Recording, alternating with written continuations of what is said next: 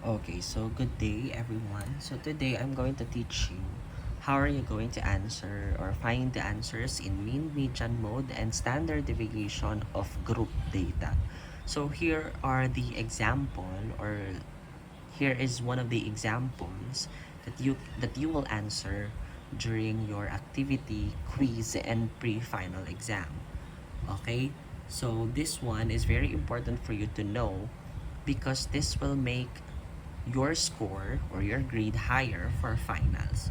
So if you fail to to know this, kasi during your exam activity quiz, you're not allowed to use any notes. Just have to know how are you going to find all of this.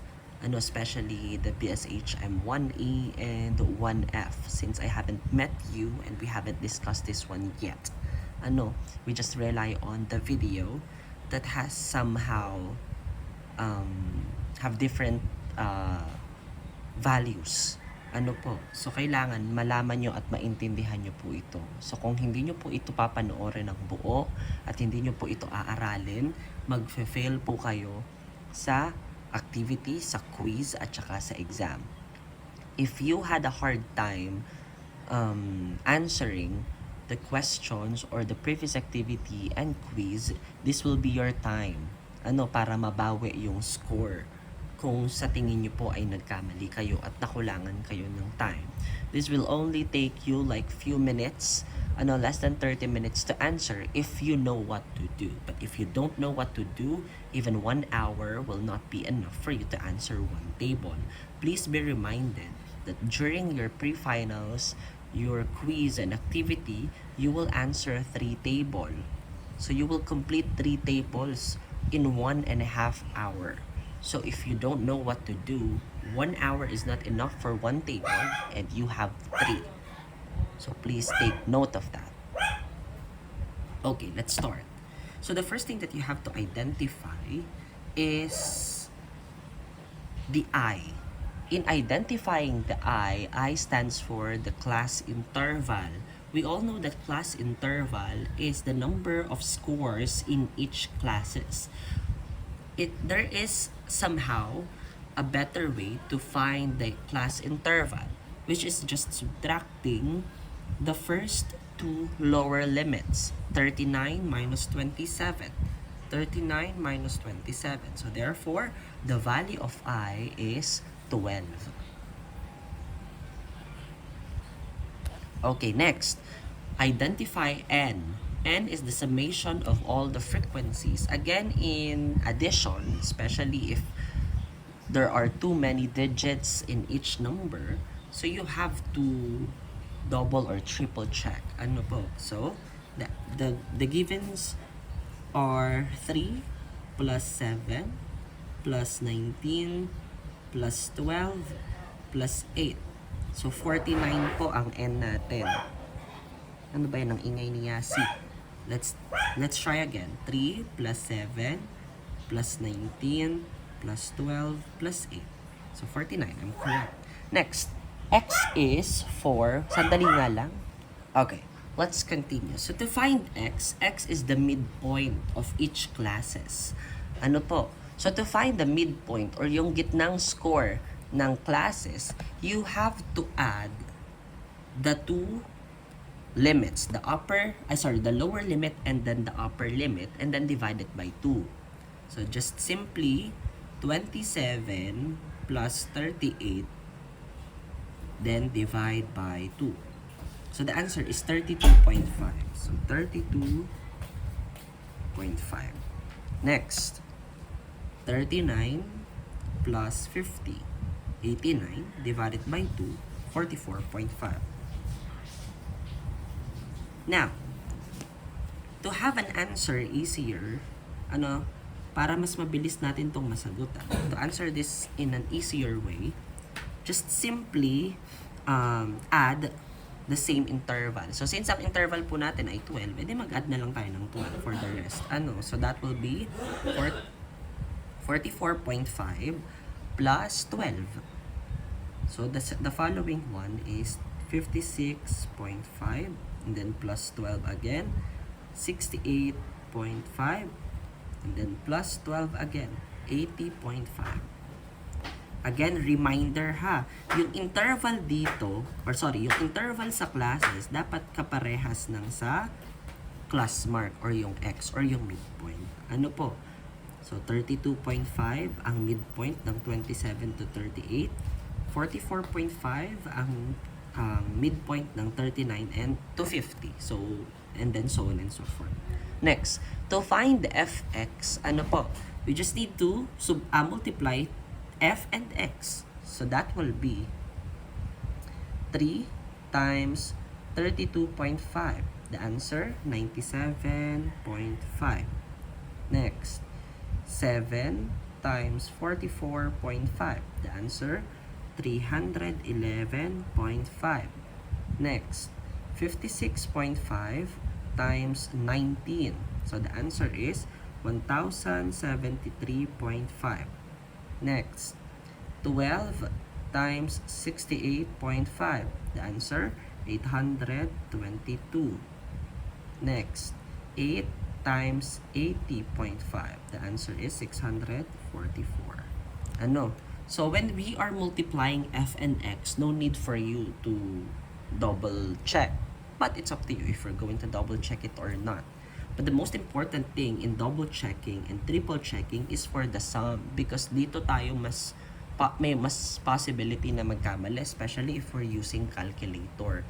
Ano? So may time kasi na hindi pala natin napapress ng maayos yung button, hindi natin napapress yung number. Ano? Kaya kailangan i-double check, i-triple check natin. So to find the summation, of course, i-add natin. So 97.5 plus 311.5 plus 1073.5 plus 822 plus 644. So the answer po is 2,948.5. Let's double check. 97.5 plus 311.5 plus 1073.5 plus 822 plus 644. 2948.5. So nakita nyo sa double checking ko, tama na siya. So pwede na ako mag-move forward. Ano po? So again, in CF po, there are two types of cumulative frequency, the greater than and the less than. So how are we going to know which are our CF? So it depends on the scores. Nakita nyo, ang atin pong scores ay nag-start sa 27 at nagtapos sa 86. So therefore, ang atin pong scores ay in increasing order. So ang atin pong CF will be greater than. Ano? So kung nag-start naman tayo sa pinakamataas na score hanggang sa pinakamababa, edi less than po yung ating CF. So if that's the case, we will start at the top kasi nandun yung pinakamababang score. So the first cumulative frequency is the first frequency. So 3. Ano po? So to find the second cumulative frequency, we just have to add 3 and 7, the following. So that will be 10. Plus 19, that will be 29. Plus 29, plus 12, sorry. Ayan, o diba? Kahit ako, hindi ko kaya. I-mental. Kaya po, magka-calculator. So, 29 plus 12. The answer, 41.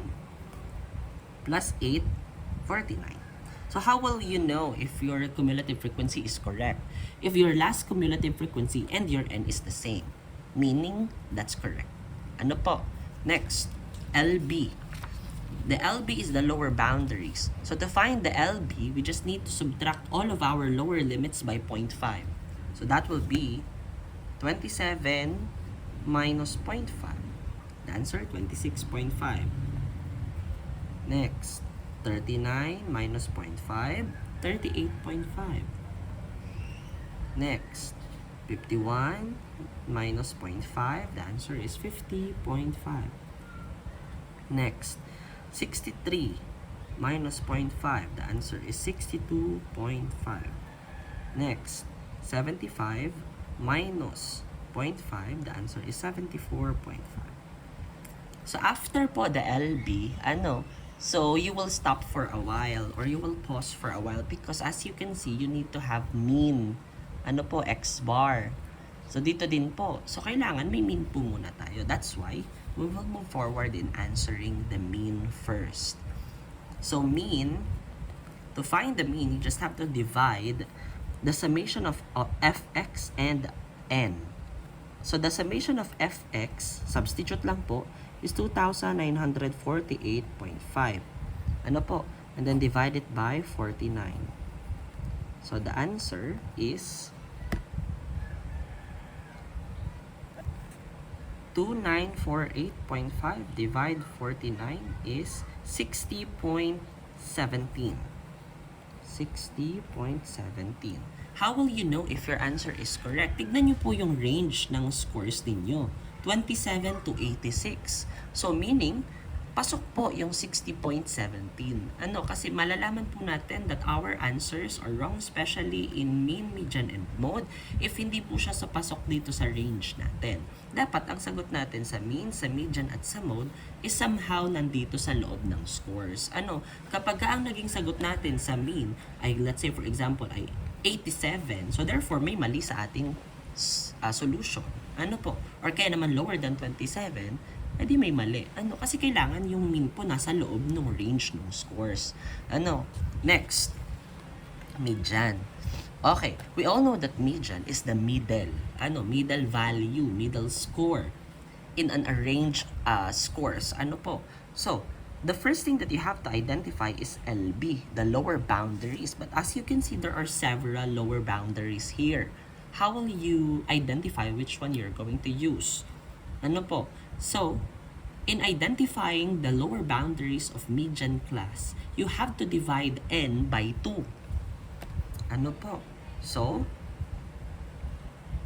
49 divided by 2 is 24.5. Sir, saan namin nahanapin yung 24.5? In finding the 24.5, you have to look for the cumulative frequency. Ano po, saan babagsak yung 24.5 dito sa mga cumulative frequencies na meron tayo?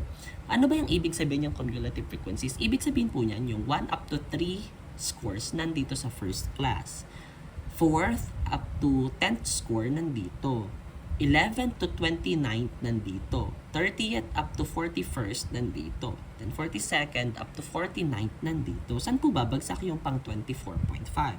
Definitely sa 29. Ano po? So therefore, this will be our median class. Ano? So therefore, we will be able to identify what will be our LB. So, our LB is 50.5. Kasi yun yung median class eh. No. Next. N is equal to 49 divided by 2 minus. Sir, ano yung CF? Ano po? So the cumulative frequency that you are going to use there is not the cumulative frequency in median class. Instead, the previous or the preceding cumulative frequency, yun pong mas mababa, which is 10. And then, ano naman yung F na gagamitin natin dito? So the frequency that we're going to use is the frequency of the median class, which is 19. And then times I, which is 12. So our mode will be, so in computing, ano po, the median class, we have to do something. Ano po, we have to use parentheses, especially if your calculator cannot show fraction. Ano, kasi if you're not going to use parentheses, your answer will be different, or the calculator will not be able to solve it properly. So, ang ilalabas niya ay syntax error. So, since you are answering this in a very limited time, you have to answer it correctly and accurately. Ano? So, kailangan mabilis kayo. So, 50, tatype nyo lang po kung ano po yung whatever your LB is. Ano? So, 50.5. Tapos, plus, 3 pong parenthesis. Ayan. So, 3 pong open parenthesis. Tapos, i-type nyo po yung 49 divided by 2. Tapos, close parenthesis na po. Ano? Tapos, minus 10. Then, another close parenthesis. And then, divide by 19. Then, another close parenthesis. Tapos, lalagyan nyo po ng times 12. So, the answer po is 59.66. Ano? Round it off properly. If your answer is not correctly rounded off, mamalian ko po yan. Magma-minus po ako ng 1 point. So the answer must be 59.66. Always remember that your rounding digit is 5. Ang titignan nyo po yung kasunod na number. If the following number is higher than 5 or equal to 5, you have to add 1 doon sa rounding digit. But if it is lower than 5, remain po yan. 5 pa rin yan. Dapat na alam na kayo yan dahil kayo ay college na. Okay, next, for the mode. So, in mode po, again, the formula is LB plus D sub 1 over D sub 1 plus D sub 2 quantity I. Don't worry, this will be listed in your paper. So, alam nyo na po kung anong formula. No need for any extra paper. But, we all know that mode is the most frequent score. Ano po yung pinakamataas na or pinakamaraming beses na naulit. But as you can see in our given, hindi naman stated kung ano yung mga real scores. Ang nandyan po ay more on approximation lang. So, yun daw, yung mga numbers na, or mga scores na nanggaling sa 27 or na under 27 to 38, nandito sa class na to. But how are we going to identify which will be our mode? Or what will be our mode? So, to identify the LB in modal class or in mode, we have to look for the frequency. Alin dito yung pinakamataas? Na frequency. And as you can see, the highest one is 19. So therefore, this will also be our modal class. There is a possibility that your median class and your modal class is the same. There are also times that your median class is different from your modal class. Kasi nakadepende naman po ang modal class sa kung alin yung pinakamataas na frequency. Hindi po doon sa gitna. So para sa median class, ang titignan po natin ay ang CF. Para sa modal class, ang titignan natin ay F. Ano yung pinakamataas na frequency? Baka malito kayo ha. Sa median po kalahati. Sa modal class po, pinakamataas. So, our LB will still be 50.5. May plus pala yun. Okay, now, how are we going to identify the D sub 1 and D sub 2? In identifying D sub 1, again, punta po tayo sa frequency. Sa D sub 1 daw po, highest frequency minus yung nauna. So, 19 minus 7, that will be 12. So, our D sub 1 is 12 over 12 since D sub 1 naman yun parehas. And then, ang D sub 2 naman po ay yung highest frequency minus yung kasunod na frequency. So, 19 minus 12, that will be 7. Okay? And then, ang I natin ay 12. Okay. So, in putting this to your calculator, kung meron kayong calculator na maganda, yung nagpapakita ng fraction, di magagawa nyo po, kopyahin nyo lang yan. Ganyan lang yung paglalagay nyo sa calculator. Pagka-press nyo ng equal, meron ng sagot. So, what are we going to do here is 50.5 plus, isa lang pong parenthesis, tapos i-type na po natin yung 12. Then divide, kasi divide yun. Another parenthesis, 12 plus 7. Tapos close parenthesis, and then another close parenthesis. Tapos, times 12. So, the answer po is 58.08. Ayun, nakita nyo. Ang rounding digit natin ay 7. Ang kasunod sa 7, 8. Yung following digit ay 8. Ang 8 po is higher than 5. So, therefore, mag-a-add po tayo ng 1 sa 7 sa rounding digit natin. Kaya siya ay 58.08. Gets na po? Okay, now, before we answer the standard deviation, we have to complete our table first. Sandali lang ha. Lagyan natin to ng equal kasi baka malito kayo. Okay, so, and answering po the second to the last column, ganito lamang po ang gagawin ninyo. Ang sabi dyan, x. Ang x po natin, itong mga to. So, ito, magsusubtract tayo ng 60.7. So, let's start. 32.5 minus 60.17 equal. And then, ayun, sorry, ganito pala dapat. Kita ba? Sige na nga. Okay, ulitin natin. So, 32.5 minus 60.17, tapos ipipress lang natin yung squared. Ano po? So, ayun po, magiging 765.63. 765.63. Oh, please take note that there will be no negative number here. Kasi naka-squared po yan. Ano, dito lang sa calculator kasi dapat nasa loob po yung parenthesis. Pero yan ay kapag ginamitan nyo na yung scientific calculator talaga, wala yung magiging negative. Ano po, lagi po yung positive. So, if ever na mag-display ang calculator nyo ng negative, just remove it. Ano po? Next. So, 44.5 minus 60.17. And then, squared. So, 245.55.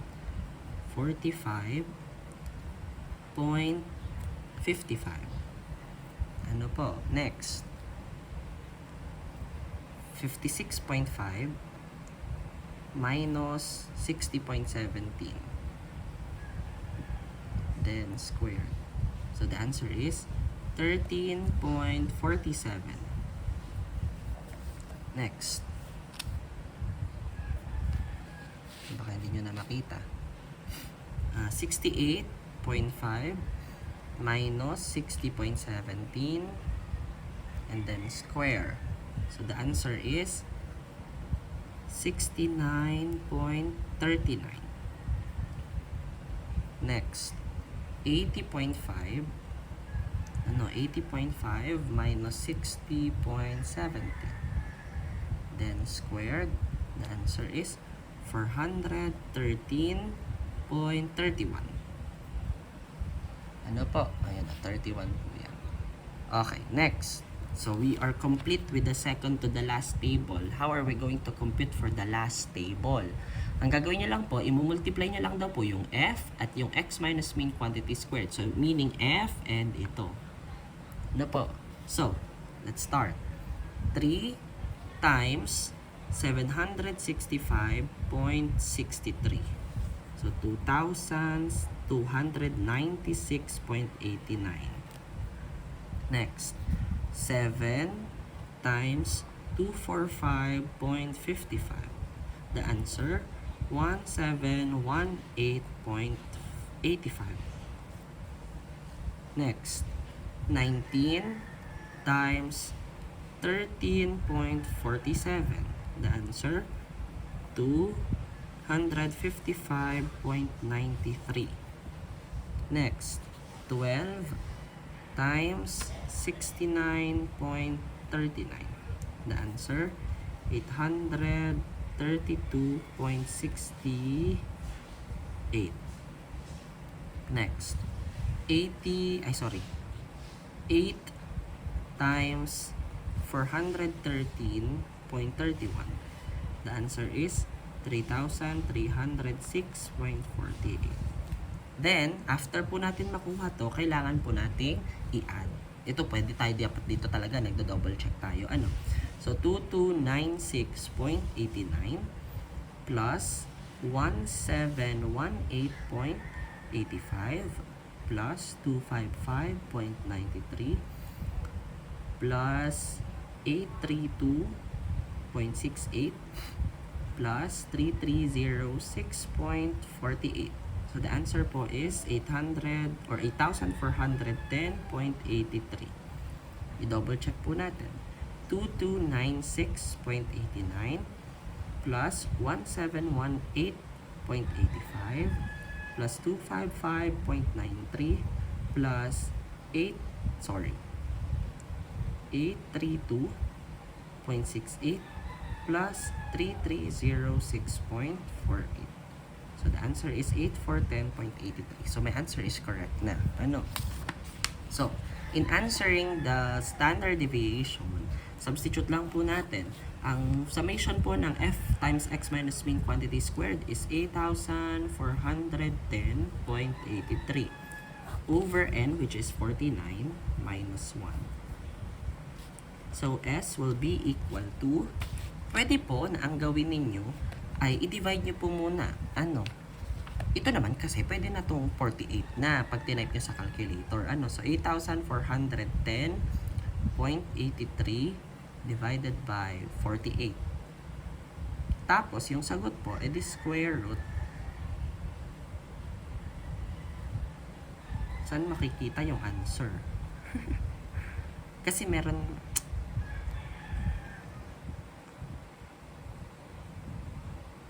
Saan ko makikita yung answer? O sige, ganito na lang gawin ko. Square root of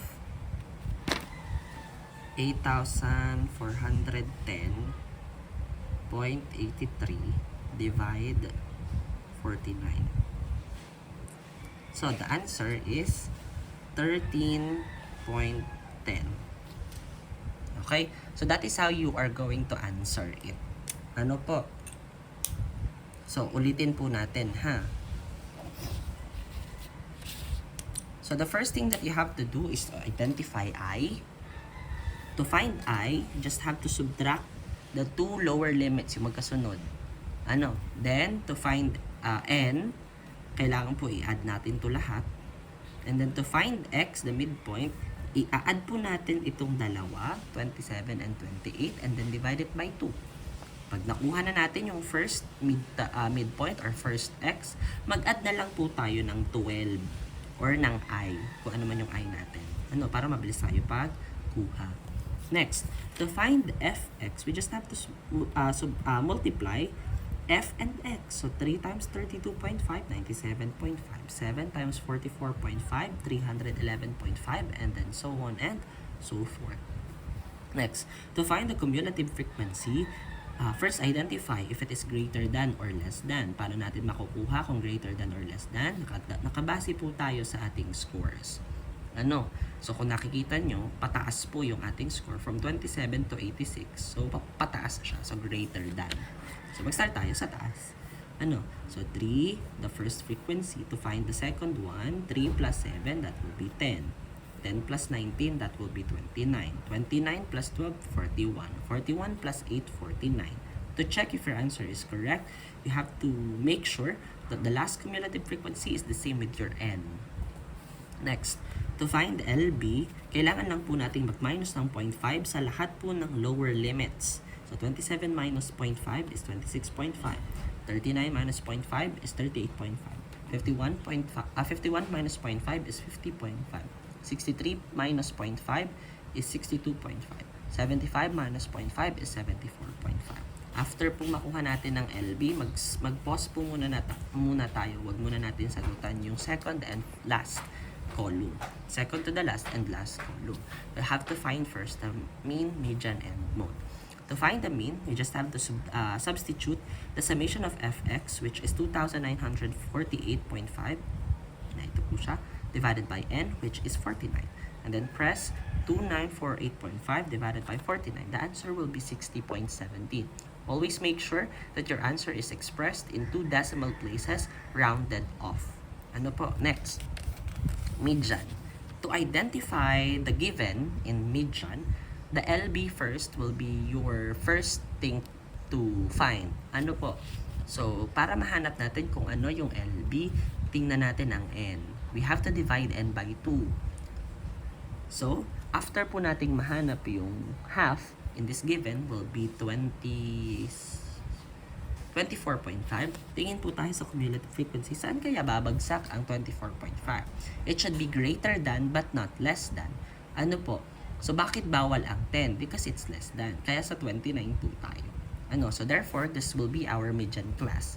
So, therefore, our LB will be 50.5.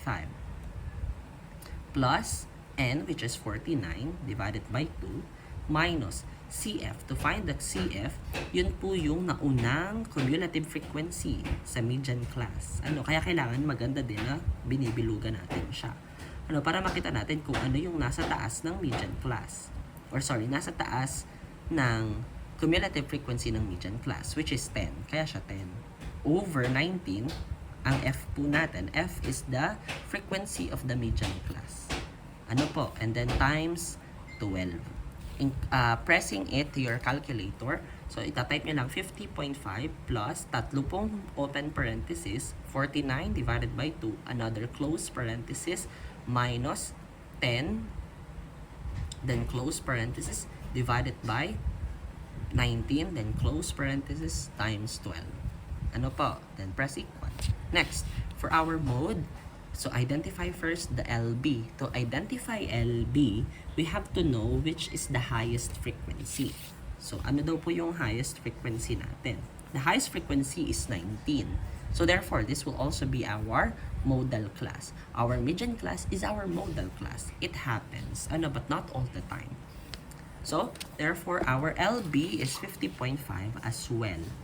To find D sub 1, you have to subtract the highest frequency and then the preceding frequency. Ano po yung nauna?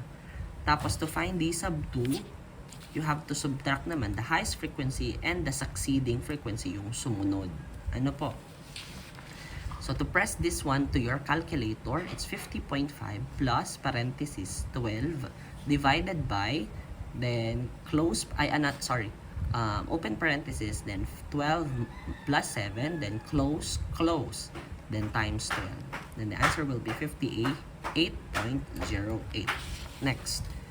So after po natin makuha ang mean, median, and mode, we can identify or we can find the answers to the second to the last column. Ano po?